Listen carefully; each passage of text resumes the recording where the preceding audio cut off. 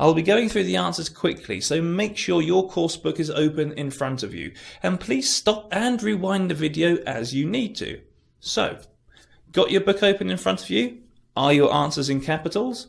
Want to know why the answers are the answers? Then let's go. For question number 1, tricky piece of vocabulary this. Basically what we're saying is that the rash appeared, but because this is medicine we can't say things as easily as that. We've got to use a phrasal verb instead. So what is the phrasal verb that we need that means the same as that person, the rash appeared on that person? Well, the answer is to come out in a rash. So here the answer is A. For question number 2, what we've got to do is choose the correct word that collocates with the idea of a fever. You can have different levels of fever, and the type of level that we need here is a mild fever. For question number 3, vocabulary to do with medicine.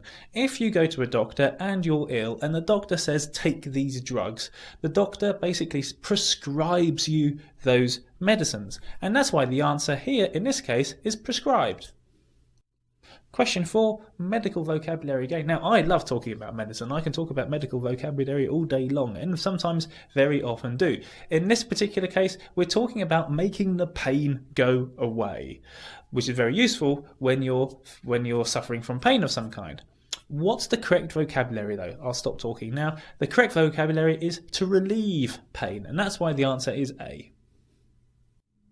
For question number 5, the context behind choosing the correct word is one that we have to choose a word which means the same as meeting.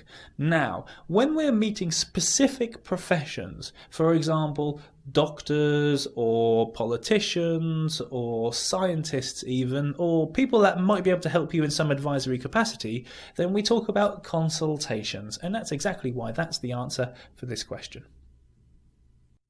For question number 6, the idea behind this is that there are lots of different sites and the sites are all different. So when you go to one site and it's different to another site.